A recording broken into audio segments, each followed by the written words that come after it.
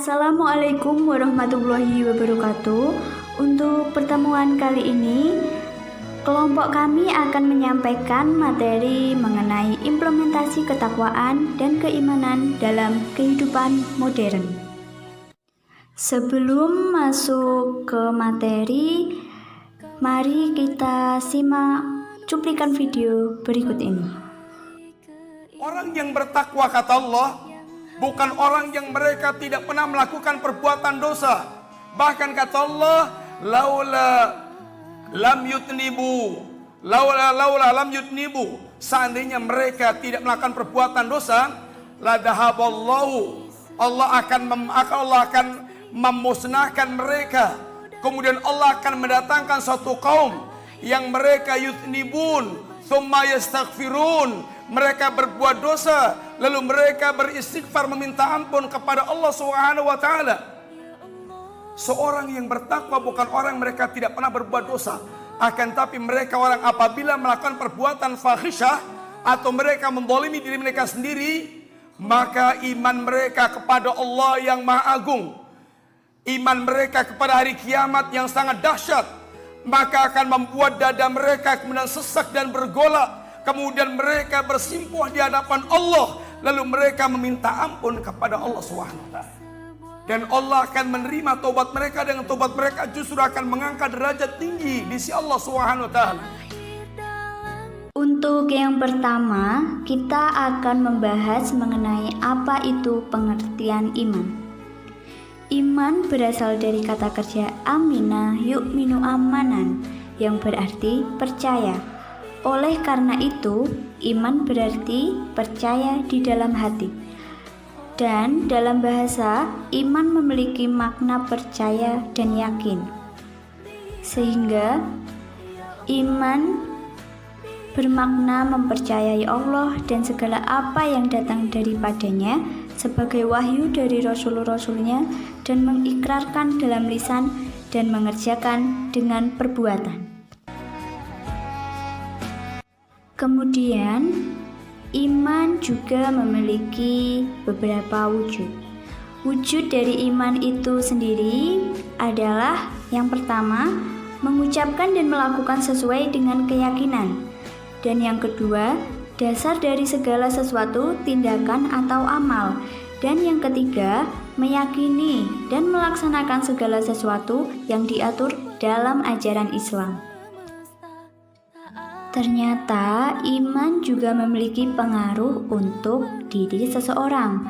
Pengaruh iman tersebut antara lain bisa membuat seseorang menegakkan syariat, membuat seseorang terhindar dari syirik atau menyekutukan Allah, dan membuat akhlak seseorang menjadi lebih baik, bisa menuntun seseorang jihad di jalan Allah, dan dapat membuat seseorang untuk selalu berbuat dengan ikhlas tanpa pamrih kecuali keridhaan Allah. Proses terbentuknya iman dan takwa. Proses terbentuknya iman diawali dengan perkenalan ajaran Allah. Di samping proses pengenalan, proses pembiasaan juga perlu diperhatikan, karena tanpa proses pembiasaan, seseorang bisa saja dari yang benci menjadi senang. Orang yang beriman memiliki tanda-tanda sebagai berikut. Yang pertama, orang beriman rela mengorbankan jiwa dan raganya untuk mewujudkan harapan atau kemauan yang dituntut Allah kepadanya. Selalu bersabar dengan segala musibah yang datang kepadanya. Mempunyai sifat rendah hati dan khidmat, mempunyai sifat hidup damai dan ridho, serta patuh, taat dan disiplin menjalankan peraturan agama. Kemudian kita akan membahas mengenai pengertian dari takwa. Secara etimologi, takwa berasal dari kata waka, yaki, wikayah, yang artinya menjaga diri, menghindari, dan menjauhi.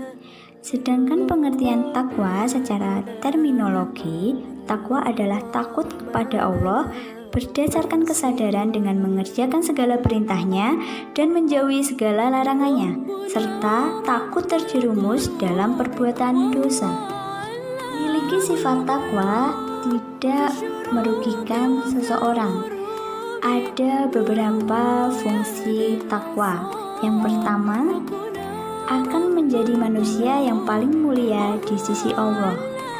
Dan manusia yang bertakwa bisa menjadikan takwa tersebut bekal untuk dunia dan akhiratnya kelak, dan diberi jalan keluar dari segala permasalahan dan diberi rezeki yang tidak terduga.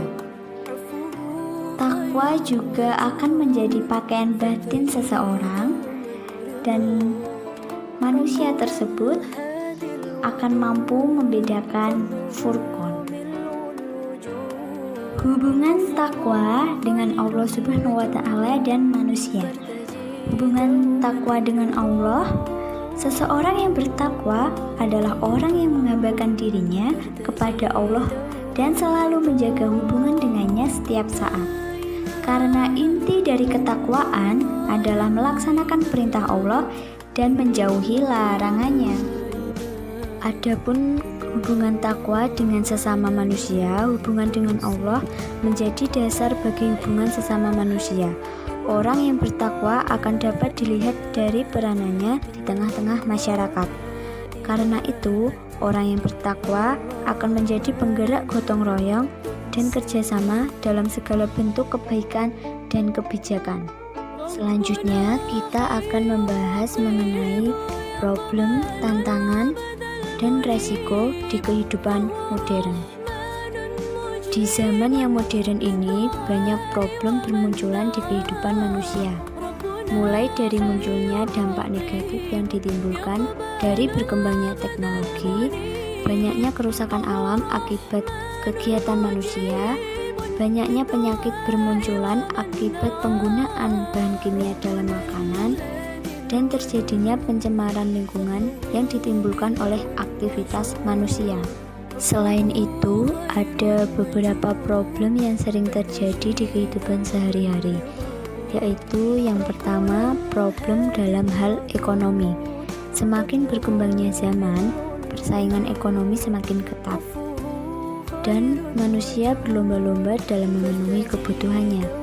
Hal itu menjadikan manusia menjadi makhluk yang rakus dan serakah, hingga melupakan sisi religiusnya yang erat dengan kaidah-kaidah moral. Yang kedua adalah problem dalam bidang moral. Fenomena globalisasi sebenarnya sama halnya dengan westernisasi, di mana hal itu sebenarnya penamaan nilai-nilai barat yang menginginkan lepasnya nilai moralitas keagamaan yang ada di Indonesia. Hal itu dilakukan untuk mendorong masyarakat Indonesia berkiblat kepada dunia barat untuk dijadikan acuan tolak ukur suatu kemajuan. Dan yang ketiga, problem dalam bidang agama. Tantangan agama dalam kehidupan modern ini lebih merujuk kepada faham sekulerisme yang menyatakan bahwa hendaknya kehidupan dunia dipisahkan dengan dunia agama. Hal ini bisa menyebabkan manusia menjadi makhluk yang berkepribadian ganda, di mana ia bisa rajin dalam beribadah, namun ia juga bisa jadi manusia yang serakah, karena pada dasarnya manusia adalah makhluk yang cinta dunia. Dan yang keempat, problem dalam bidang keilmuan. Zaman semakin canggih, dunia pendidikan pun semakin maju. Banyak para ilmuwan menciptakan ilmu-ilmu dengan pemahaman yang positivisme, dengan tolak ukur kebenaran yang rasional, empiris, eksperimental, dan terukur lebih ditekankan. Namun, hal itu tidak bisa sepenuhnya untuk menguji ilmu agama yang terkadang kita harus menerima kebenarannya dengan keimanan yang mana hal itu belum populer di kalangan para ilmuwan. Perbedaan metodologi itulah yang membuat keimanan dan ketakwaan seseorang luntur. sebab kebenarannya bisa diragukan apabila muncul ilmu baru yang jelas kebenarannya. Adapun peran iman dan takwa dalam menjawab problematika dan tantangan di kehidupan modern. Yang pertama, iman melenyapkan kekuasaan suatu benda. Dan yang kedua, iman menanamkan semangat berani menghadapi maut. Ketiga, iman memberikan ketentraman jiwa. Keempat, iman melahirkan sikap ikhlas dan konsekuen. Dan yang terakhir, iman memberikan keberuntungan. Ada cuplikan video yang semoga bisa membuat teman-teman tetap menjaga keimanan dan ketakwaan dengan diri masing-masing. Keimanan kita, akidah kita haruslah totalitas. Jangan sampai kita meletakkan keyakinan dan akidah kita di tepian, sehingga mudah untuk digoncangkan oleh musuh-musuh Allah Taala. Dengan rayuan mereka, dengan senyuman manis mereka, namun di balik itu mereka berusaha untuk menggiring kaum muslimin ke jalan kesesatan. Waliyahudzubillah. Jangan biarkan mereka mengambil kesempatan di tengah-tengah kaum muslimin ditimpa musibah. Mereka datang untuk menanamkan keraguan dalam keimanan kaum mukminin taala. Tahuilah, orang-orang yang demikian sifat, yang hanya beribadah kepada Allah dalam kondisi senang, namun meninggalkan Allah, meninggalkan peribadatan kepada Allah, meninggalkan Islam, meninggalkan keimanan manakala mereka ditimpa ujian. Ketahuilah bahwasanya orang-orang yang seperti ini sifatnya, mereka hanya akan mendapatkan kerugian di dunia sebelum kerugian yang besar di akhirat kelak. Kenapa? Karena dengan berbaliknya mereka dari keimanan menuju kekufuran, atau yang kita istilahkan dengan kemurtadan, dengan berbaliknya mereka tidak akan menambah nikmat Allah untuk mereka di dunia, tidak akan menambah jatah rizki mereka yang Allah telah tetapkan untuk mereka di dunia, tidak. Namun justru sebaliknya, kelak di akhirat mereka berada dalam kerugian yang sangat besar. Sebelumnya mereka telah mengalami kerugian yang luar biasa di dunia, karena mereka telah mengganti keimanan mereka dengan kekufuran. Kata Allah Taala, dzalika huwal khusranul mubin. Itulah kerugian yang nyata, kerugian yang sebenarnya. Semoga Allah Subhanahu wa taala menetapkan hati-hati kita, hati-hati kaum muslimin, khususnya di daerah-daerah yang tertimpa musibah. Semoga Allah menetapkan hati mereka dan kita semua di atas keimanan. Allahumma ya muqallibal qulub, tsabbit qulubana ala dinik. Ya Allah yang membolak-balikkan hati, tetapkanlah hati kami di atas agamamu. Sekian materi yang dapat kami sampaikan. Selebihnya mohon maaf apabila ada kekurangan, dan semoga bermanfaat dan memberikan keberkahan bagi kita semua. Sekian, wassalamualaikum warahmatullahi wabarakatuh.